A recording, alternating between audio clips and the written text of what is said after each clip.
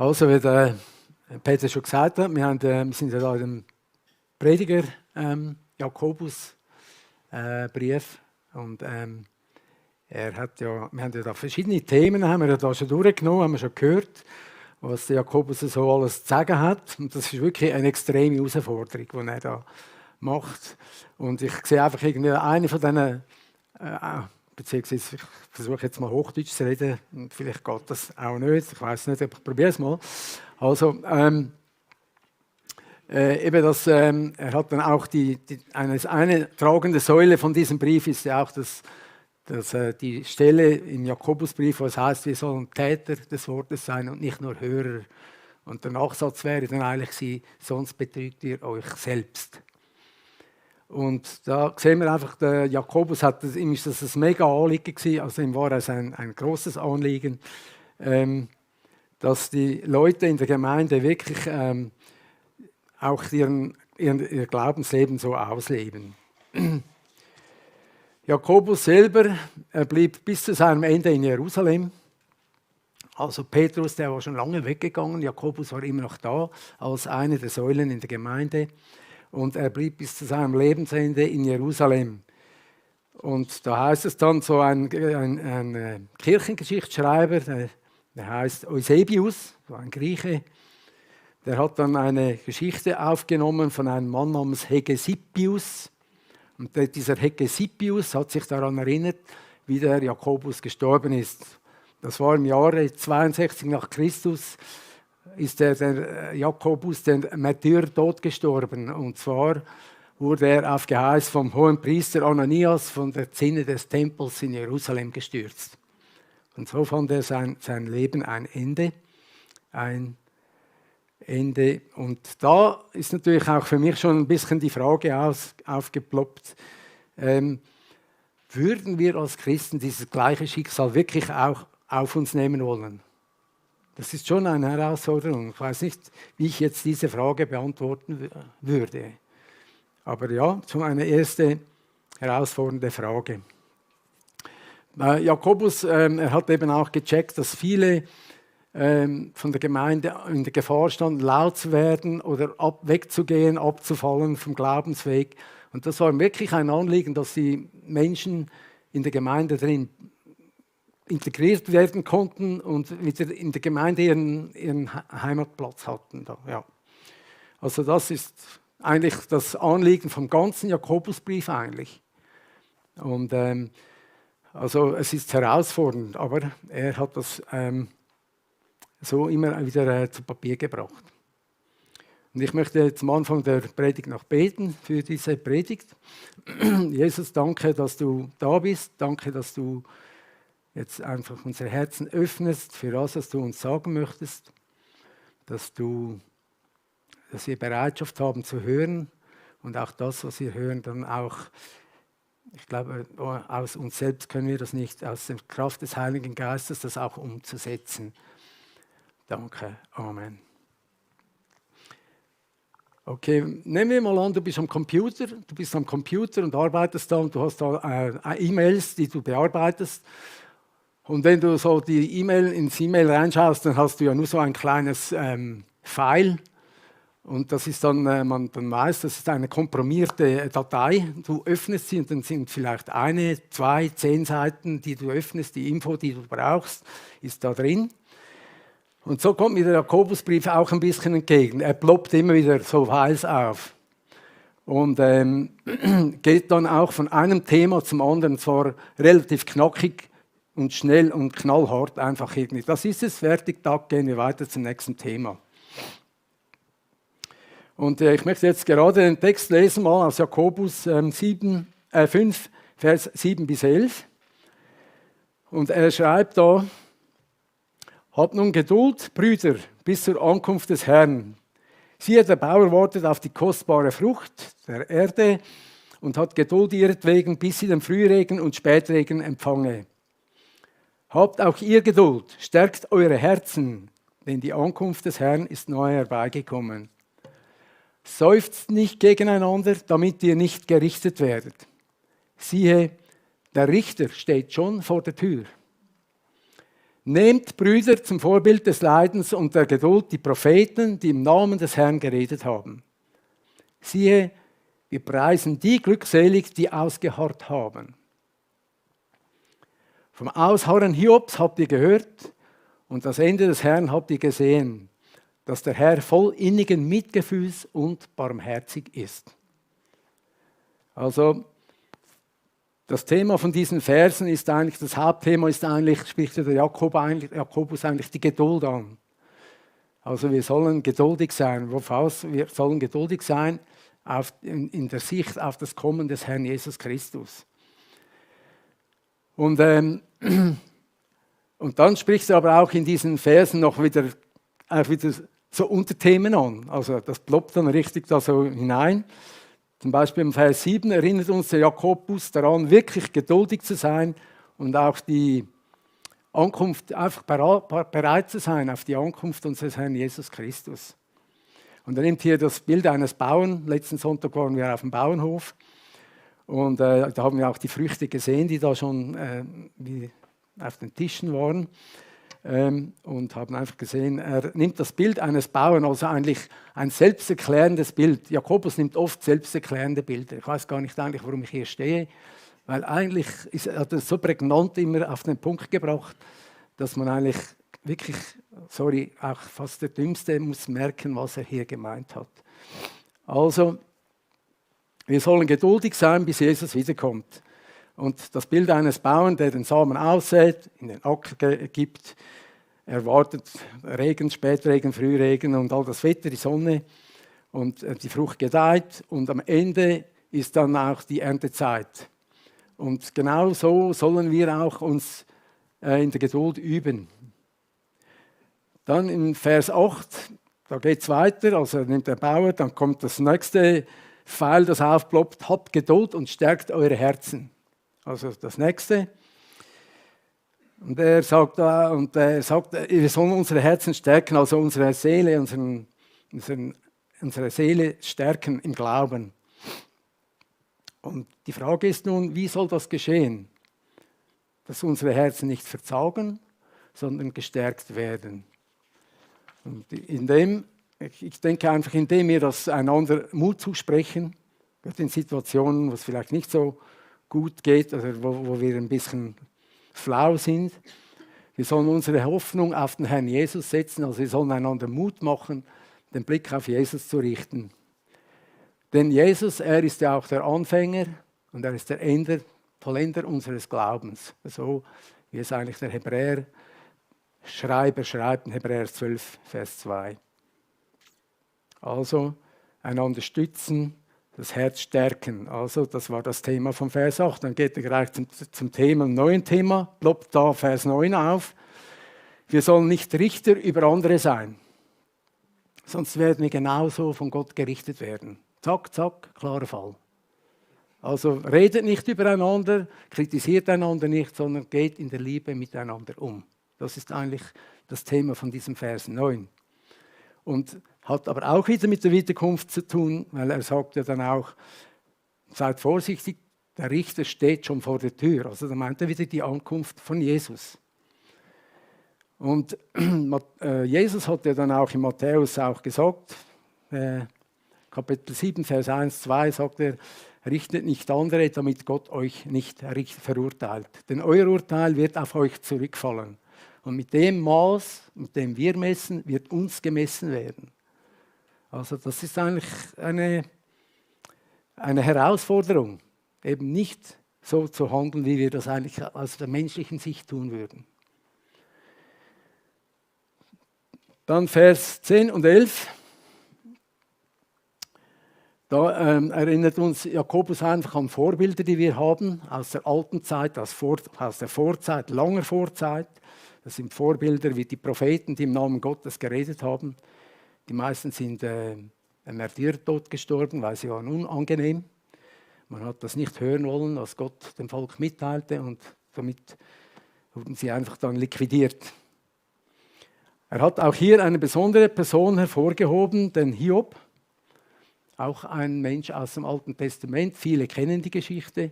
Hiob war ein Mann, reich an Güter, hatte eine Familie und dann wurde er plötzlich, alles wurde ihm beraubt, was er hatte. Also er verlor sein ganzes Hab und Gut. Heute würde ich sagen, du hast einen Börsencrash erlebt und dann ist alles abgestürzt, Kohle nichts mehr wert. Er hat seine Kinder verloren. Das denke ich ein harter Schlag für ihn. Das war ein harter Schlag. Und zuletzt wurde er noch krank.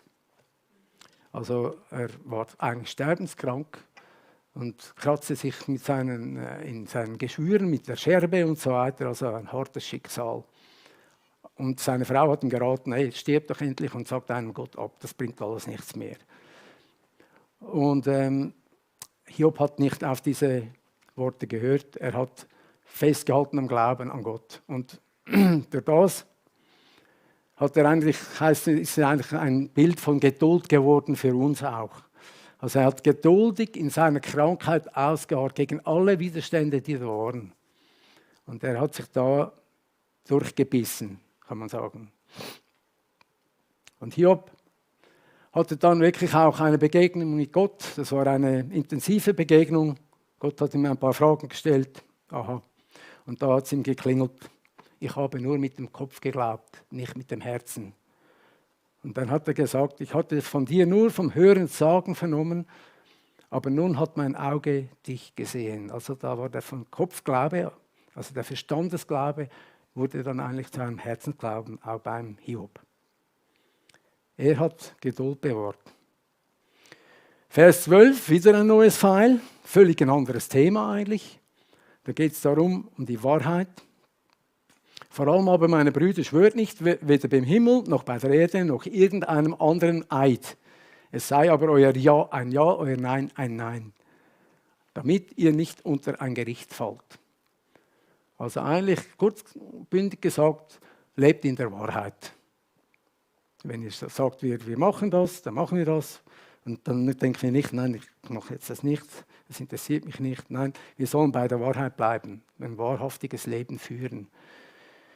Und das heißt natürlich auch ein Leben ohne Lügen eigentlich. Und da habe ich ein kleines Beispiel noch für Halbwahrheiten zum Beispiel. Es sind eben auch Lügen.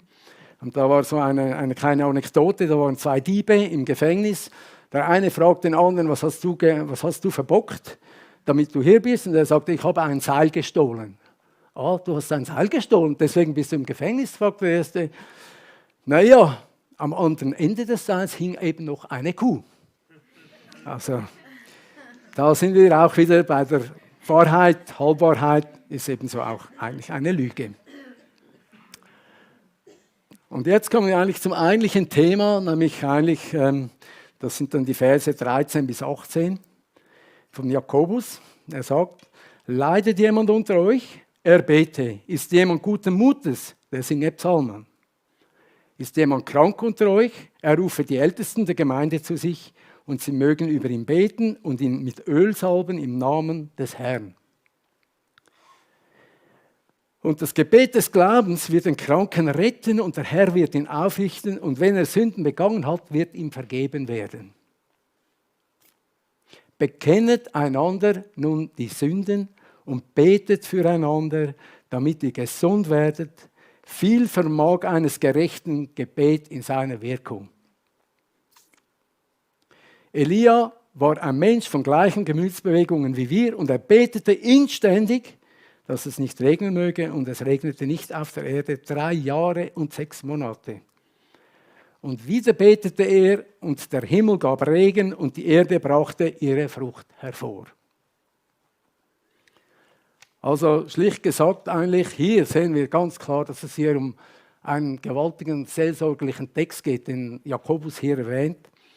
Es geht ihm wirklich darum, dass die Geschwister in der Gemeinde heil werden an der Seele, heil werden am Körper. Und es ist ihm da eben, wie gesagt, es ist ein seelsorgerlicher Brief. Und obwohl man das manchmal nicht so versteht, wenn man so die knallharten Aussagen von ihm so liest, es ist ihm ein Anliegen, dass die Menschen wirklich heil werden. Also Vers 13, leidet jemand unter euch, er bete. Ist jemand guten Mutes, der singe Psalmen. Also, wenn jemand leidet, der bete. Was für eine Aufforderung. Wenn du leidest, sollst du noch beten. Ah ja, Amen. Wir kennen verschiedene Arten zu beten. Wir haben den Lobpreis, das haben wir jetzt hier gerade gehabt. Lobpreisanbetung, das ist zur Ehre Gottes. Dann haben wir das Bittgebet, also ich bitte für mich, ich bitte Gott um etwas für mich persönlich. Oder auch das Fürbittegebet, also wir beten auch für andere Menschen. Und beten, wenn es einem nicht so gut geht, Jakobus fordert uns auf, wir sollen das tun. Ja, wie soll es dann gehen, wenn es uns nicht gut geht? Wie sollen wir dann beten, wenn wir nicht mehr richtig beten können, wenn wir nicht wissen, wie beten? Und da sagt er ja dann sage ich auch, nimm einen Psalm und lese ihn beten, zum Beispiel. Das wäre eine Anwendung. Und fange an, Gott zu loben, indem du einfach diese Psalmen liest, oder? Oder eine Möglichkeit, nimm ein Liederbuch hervor. Versuch hier ein Lied zu singen, das dir vielleicht, weiß nicht, aus der Sonntagsschule oder weiß nicht woher, sich plötzlich auferbaut. Oder eine andere Variante, auch über Liedtexte zu beten. Wenn du nicht mehr singen kannst, kannst du ein Liederbuch nehmen, Liedtext beten, geht auch. Oder eben dann auch die Psalmen zum Beispiel. Das sind natürlich Lieder aus der Bibel, die man auch beten kann. Ich habe das immer wieder so erlebt, also wenn ein Tief ist oder so, dann denke ich an Psalm 103. Psalm 103 heißt es, lobe den Herrn meine Seele und vergiss nicht, was er dir Gutes getan hat. Und wenn du so dann daran anfängst, wenn du so im Tief bist und die Spirale nach unten geht, dann fängst du dich plötzlich an, in automatischen positiven Sphären zu bewegen. Wenn du anfängst daran zu denken, was Gott alles Gutes in deinem Leben getan hat, dann siehst du nicht mehr unbedingt nur noch das Negative in der Situation, sondern du siehst, da hat er geholfen, da hat er Gebet erhört, da habe ich etwas Hilfe von Gott erfahren. Also vergiss nicht, was er dir Gutes getan hat. Und wenn du das so anwendest, glaube ich auch, dass du da aus der negativen Spirale, die wendet sich und dann geht die Spirale nach oben. Da dreht, dann geht der Lauf in die andere Richtung. Und du siehst nach oben und siehst dann am Ende irgendwie doch ein Licht nach dem Tunnel. Wenn du fröhlich bist, fordert er uns, sollst du singen. Ja, das ist natürlich schön, wenn wir fröhlich sind, wir können singen. Und ich habe so mal darüber nachgedacht, eigentlich hört man nicht mehr so viele Leute singen im Alltag und so, im Büro oder irgendwo mal, dass jemand was summt oder singt. Ich glaube eher selten. Aber wenn du das kannst, dann tu das. Weil das Singen ist ein Ausdruck von deiner Seele, von deiner Fröhlichkeit. Es geht dir gut in diesem Moment. Und das ist auch ein Geschenk, wenn man fröhlich sein kann. Vers 14, gehen wir da mal rüber. Ist jemand krank unter euch? Er rufe die Ältesten der Gemeinde zu sich und sie mögen über ihn beten und ihn mit Öl salben im Namen des Herrn. Also diese Aufforderung finden wir nur im Jakobusbrief in der Bibel, sonst nirgends. Das ist interessant, finde ich sehr interessant und doch, ja, er fordert uns auf, wir sollen das in Anspruch nehmen. Also Krankengebet durch die Ältesten. Unter Älteste verstehen wir natürlich die Menschen oder die Leute, die in der Gemeinde Verantwortung tragen, also die eigentlich Hauptverantwortung tragen, würde ich sogar sagen. Das sind Menschen, die lehren, das sind Menschen, die predigen, das sind Menschen, die seelsorgerliche Dienste machen können und auch, je nachdem, vielleicht noch andere Aufgaben haben, je nach Begabung, die sie vom Geist bekommen haben, also je nach Geistesgaben. Das sind Älteste. Und so, das ist auch mein Verständnis von Ältesten hier in der Gemeinde drin. Also, und er fordert jetzt uns auf, wir sollen die Ältesten bitten, wenn wir krank sind, damit sie den Kranken in ihrem Gebet unterstützen können, mit ihrem Gebet unterstützen können. Und sie sollen ihn mit Öl salben im Namen des Herrn Jesus Christus. Und ich sehe es einfach auch so, in der Regel, ruft man die Ältesten seiner eigenen Gemeinde. Und das hat auch folgenden Grund, so wie ich das sehe. Die Ältesten deiner Gemeinde, sie kennen dich und du kennst die Ältesten deiner Gemeinde. Und da würde ich sagen, ist eben dann schon ein Vertrauensverhältnis vorhanden. Aber das soll natürlich nicht, es gibt keine Regel ohne Ausnahme natürlich. Ja. Du kannst natürlich auch irgendwo an einer Konferenz sein und dir beten lassen und so weiter, geht auch. Das ist alles okay. Aber in der Regel würde ich sagen, sind schon die Ältesten deiner Gemeinde verantwortlich auch für. Sie nehmen die Verantwortung wahr für dein Leben. Die Ältesten in unserer Gemeinde haben wir den Thomas und den Philemon. Die sind auch immer gerne bereit, zum Krankengebet zu kommen und diesen Dienst auch zu tun. Also und das Vorgehen eigentlich ist es so, Jakobus beschreibt das ja schon, dass man hingeht oder zu den Ältesten oder sie kommen zu dir nach Hause, wenn du nicht kannst. Und dann ist eigentlich das erste Mal, bekenne deine Sünden. Wenn der Kranke Sünde hat, soll er sie bekennen. Und dann ist eigentlich der Weg frei für das Krankengebet.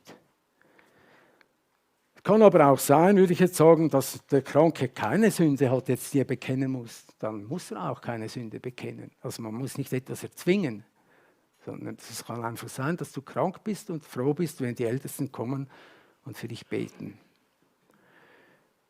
Das geht eigentlich so vor sich, also, dass die Ältesten kommen und nachher deine Hände auflegen und dich mit Öl salben.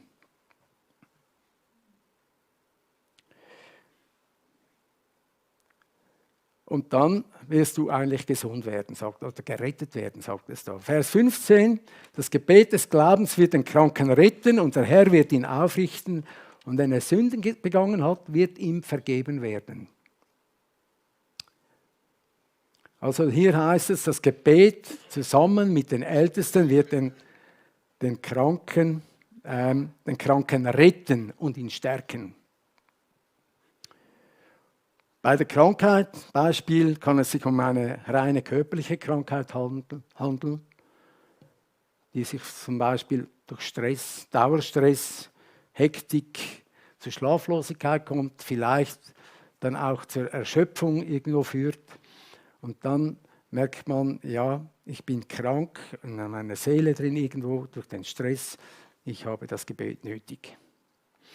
Es kann aber auch sein, dass die Krankheit durch Sünde hervorgerufen wird. Also, es ist nicht generell so, aber es kann sein.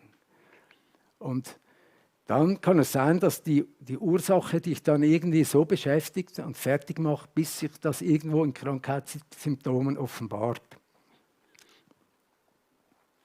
Da haben wir den David als Oberbeispiel natürlich, Ehebrecher und so weiter, was er alles begangen hat, wissen wir ja. Und er erlebt es so, dass er seine verborgenen Sünden, solange er sie unter dem Deckel halten wollte, da ging es ihm gar nicht gut.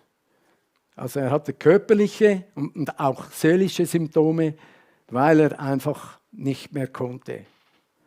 Und er sagte dann im Psalm 32, Vers 2, glücklich der Mensch, dem der Herr die Schuld nicht zurechnet und dessen Geist kein Trug ist. Als ich schwieg, zerfielen meine Gebeine durch mein Schreien den ganzen Tag. Denn Tag und Nacht lasteten auf mir deine Hand, verwandelt wurde mein Saft in Sommergluten. Ich tat dir kund meine Sünde und deckte meine Schuld nicht zu. Ich sagte, ich will dem Herrn meine Übertretungen bekennen und du hast vergeben die Schuld meiner Sünde. Das ist der Fakt, das hat der David dann erlebt. Das schreit ihn dann nieder, nachdem er das getan hat. Er hat seine Sünden bekannt und er wurde frei und ich denke auch wieder fit und gesund. Persönlich habe ich auch schon das Krankengebet in Anspruch genommen mit den Ältesten der Gemeinde, die ich damals war. Und ich hatte Heuschnupfen, starken Heuschnupfen, Allergie, Gras, Getreidebollen und so weiter. Also wirklich ein bisschen eine Palette von dem. Und die Ärzte sagt mir, ja, 80% wird geheilt durch die Spritze, wir spritzen und dann, ja, ziemlich sicher wird das okay. Kann sein, bei mir hat das nicht funktioniert. Die Spritzen haben mir nichts geholfen. Also vielleicht habe ich jetzt eine Allergie gegen Spritzen. Auf jeden Fall war ich nicht frei geworden von der Allergie. Ich nahm das Gebet der Ältesten in Anspruch, so wie ich es vorher gesagt habe. Sie haben mit Öl mich gesalbt auf der Stirn, sie haben mir die Hände aufgelegt. Und das Öl, das war eigentlich sogar symbolisch, haben sie Olivenöl genommen damals.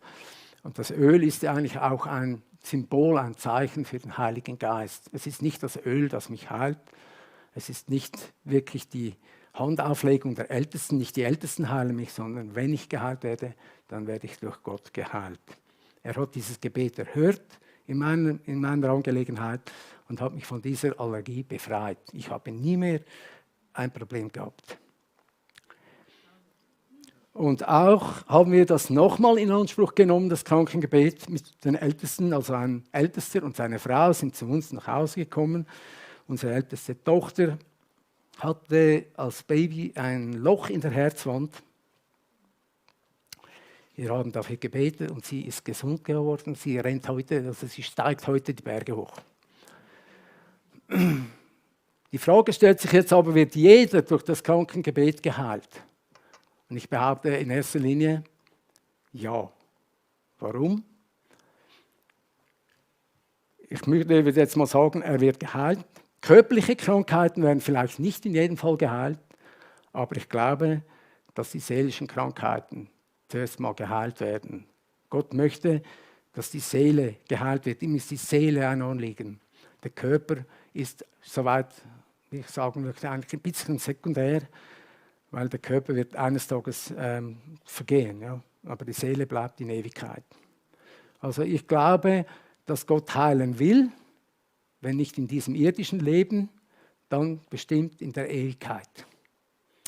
Und das können wir eigentlich auch lesen, in der Offenbarung 22 steht ja, dass Gott alles neu macht. Ich schaffe alles neu, hat er gesagt.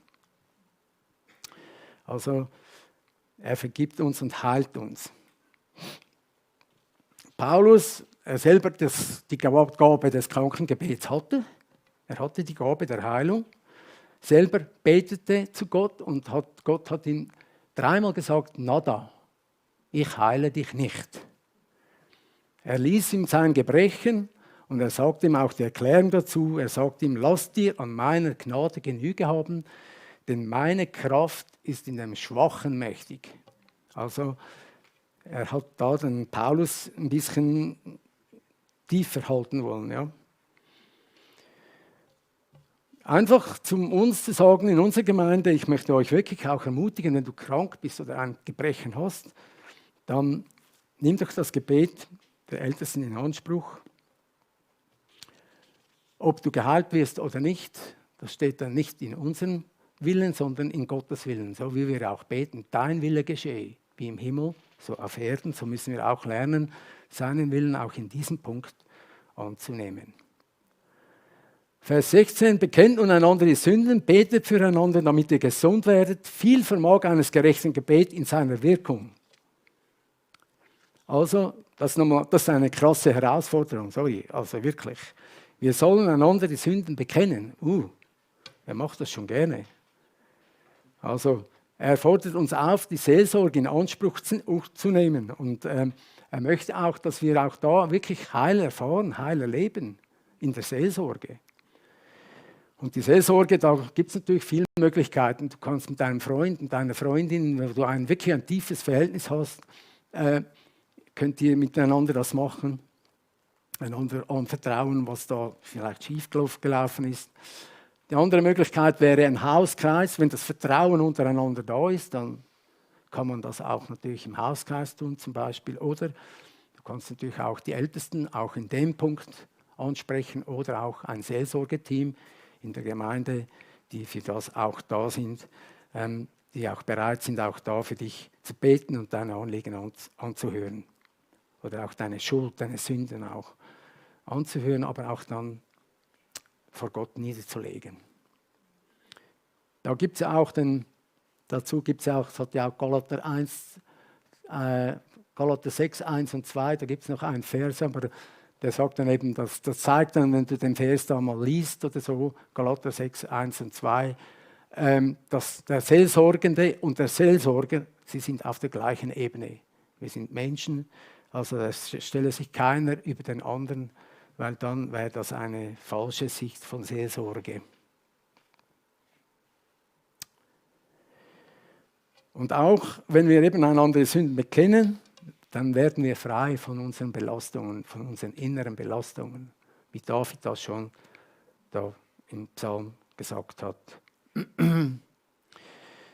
Johannes 1,9 steht dann, wenn wir unsere Sünden bekennen, so ist er, Jesus Christus, treu und gerecht, dass er uns die Sünden vergibt und uns reinigt von aller Ungerechtigkeit.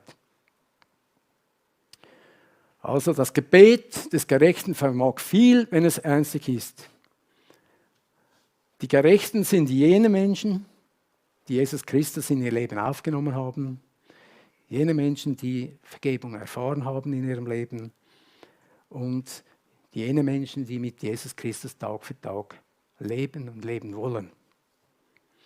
Und solch ein Gebet machte dann auch der Elia, der wird dann da erwähnt, ein Mann aus dem Alten Testament.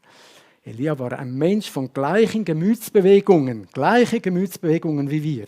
Und er betete inständig, dass es nicht regnen möge, und es regnete nicht auf der Erde 3 Jahre und 6 Monate. Und wieder, Vers 18, wieder betete er, und der Himmel gab Regen, und die Erde brachte ihre Frucht hervor. Jakobus sagt, inbrünstiges Gebet, ernstliches Gebet meint für mich, also wirklich aus tiefstem Herz zu Gott schreien, zu Gott beten. Und Elia hat das getan, weil er hat gesehen, dass das ganze Volk Israel von Gott wegkommt, vom lebendigen Gott, hin zum Götzendienst, zum Baaldienst. Sie wurden verführt durch König Ahab und seine Frau, die Isabel. Und da hat Elia inbrünstig gebetet, dass es nicht regnen soll. Das ist eigentlich krass. Und Gott hat dieses Gebet erhört. Und es brauchte diese Not für Israel, damit sie wieder aus dem Baalskult herauskommen. Aber das hat nicht gereicht. Elia musste das ganze Volk auf den Berg Karmel versammeln und hat sie vor die Wahl gestellt, ist Baal euer Gott oder ist der lebendige Gott euer Gott? Und er hat und Gott hat Feuer vom Himmel regnen lassen und hat bestätigt, dass er der lebendige Heilige ist. Und das ganze Opfer verschlungen, das da Elia dargebracht hat. Das Volk, die Reaktion war, sie haben sich gedemütigt, sie haben sich gebeugt, sie haben bekannt, dass der Herr Gott ist. Und dann betete Elia ein zweites Mal, 3-mal, und dann floss der Regen aufs Land. Und Elia war also ein Mensch mit den gleichen Gemütsbewegungen. Er war ja da der Hero auf dem Berg Karmel. Aber als Isabel ihn mit dem Tod bedroht, flüchtet er kopflos irgendwo hin und man findet ihn dann unter einem Ginsterbusch. Hat keinen Bock mehr zu leben, ist völlig erschöpft, er ist K.O. am Ende. Und das finde ich noch so das Krasse irgendwie. So der Höhenflug von Elia war vorbei. Und nun sehen wir irgendwie einen depressiven Angsthasen unter einem Ginsterbusch wieder. Was verständlich ist natürlich in der Situation, die er da erlebt hat.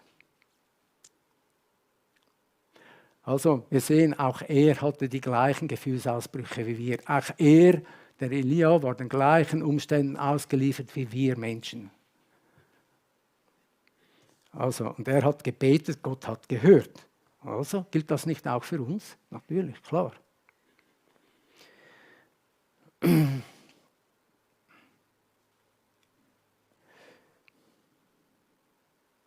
Also nochmal zurück zur Seelsorge.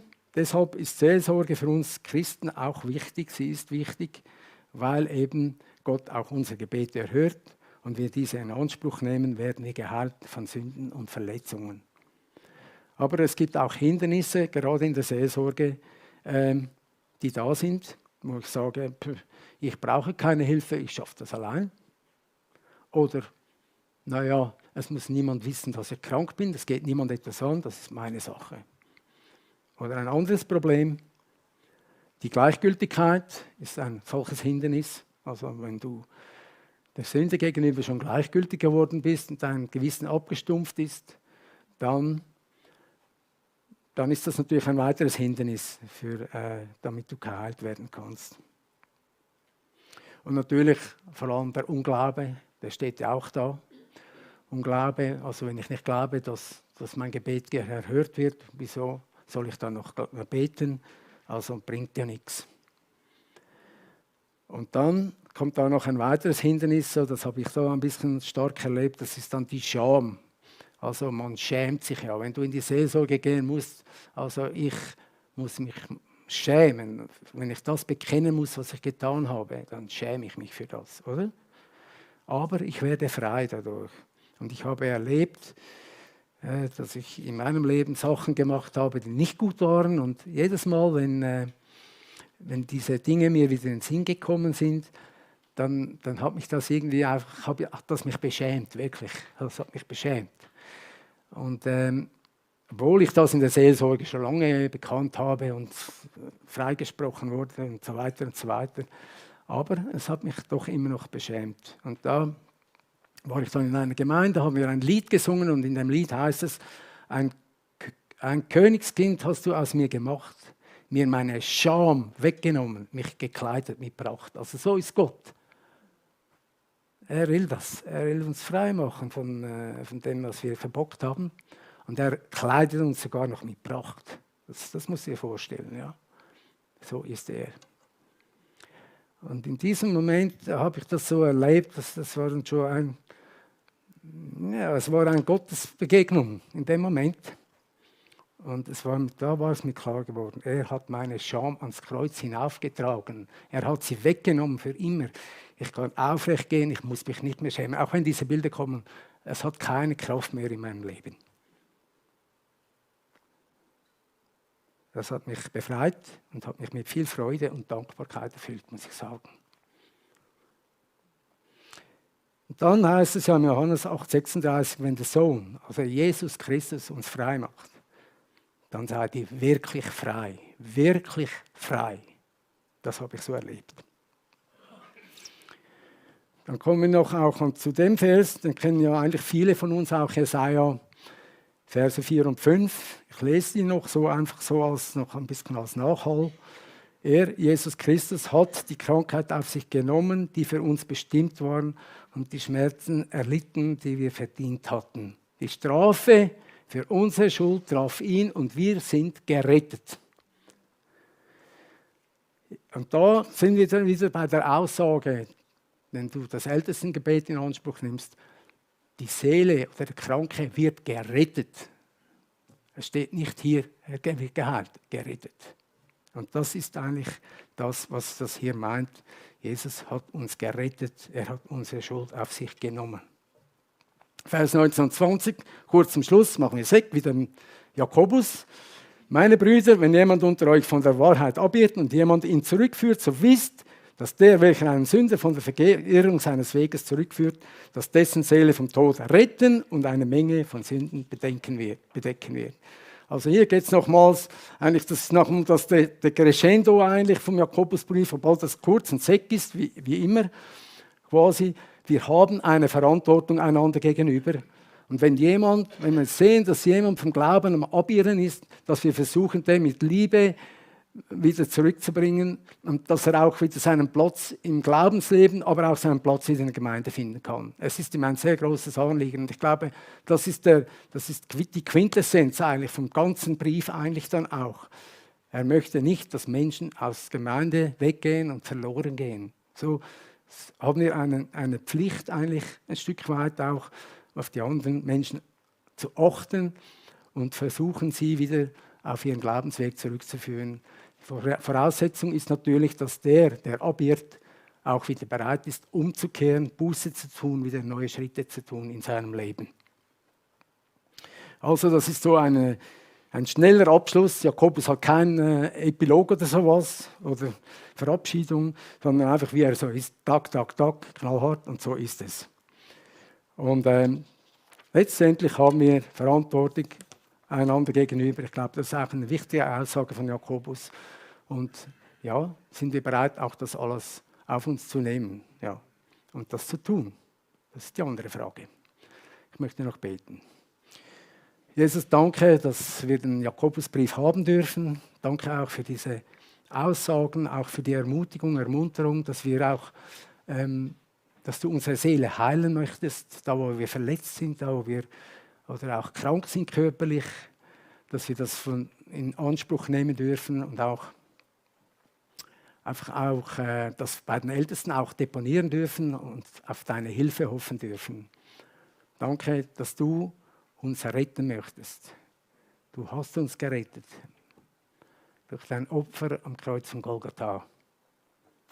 Und dafür möchte ich dir danken, möchte ich dir die Ehre geben. Amen.